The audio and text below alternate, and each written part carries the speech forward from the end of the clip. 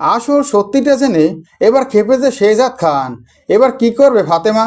বিস্তারিত জানতে ভিডিওটি না টেনে দেখতে থাকুন শেষ পর্যন্ত। দুনিয়ার টাকার গোল নাটকটি যতই দিন যাচ্ছে ততই দর্শকদের প্রিয় হয়ে উঠছে। একের পর এক ধামাকাদার পর্ব উপহার দিচ্ছে এই গল্পের পরিচালক। তবে আগামী পর্বটি আরও মহা ধামাকা হবে। টান টান উত্তেজনা থাকবে আগামী পর্বে। যে পর্বটি দেখার জন্যই অপেক্ষা করছিল এই নাটকের দর্শকরা।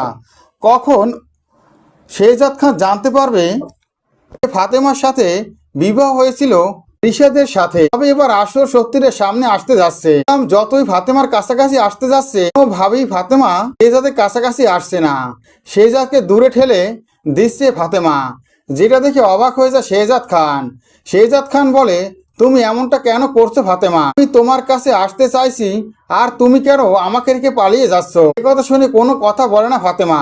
ফাতেমা ছুটে যায় শেহজাদের মায়ের কাছে আর তার মাকে গিয়ে বলে, মা, শেহজাদ আমার কাছাকাছি আসতে চাইছে। যে কথা শুনে শেহজাদের মা বলে, শেহজাদ তোমার কাছে আসবেই। যে কথা শুনেই ফাতেমা বলে, মা, আমি তো আর ওর এখন বৈধ স্ত্রী নই। যে কথা শুনে অবাক হয়ে যায় সে।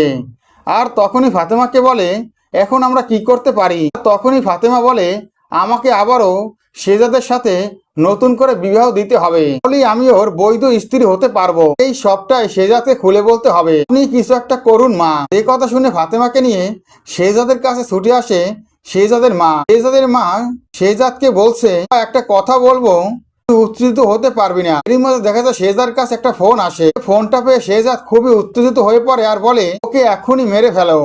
শেহজাদের মা বলে ওঠে, ফাতেমাকে আমি একটা বিয়ে দিয়েছিলাম দেখাশুনো করার জন্য। ওই বাড়িতে যদি ফাতেমা না থাকতো তাহলে তুই কোনোভাবে স্মৃতিশক্তি ফিরে পেতি না। এই কথা শুনে খুবই রেগে যায় শেহজাদ খান। শেহজাদের পিস্তলটা বের করে ফাতেমার দিকে তাক করে। খুবই ভয় পেয়ে যায় ফাতেমা। দুনিয়ার টাকার গোল নাটকের দর্শকরা এমন একটি পর্ব দেখতে পাবে। দুনিয়ার টাকার গোল নাটকের পরবর্তী আপডেট পাওয়ার জন্য আমার চ্যানেলটি সাবস্ক্রাইব করে বেল আইকন অন করে রেখো। ধন্যবাদ।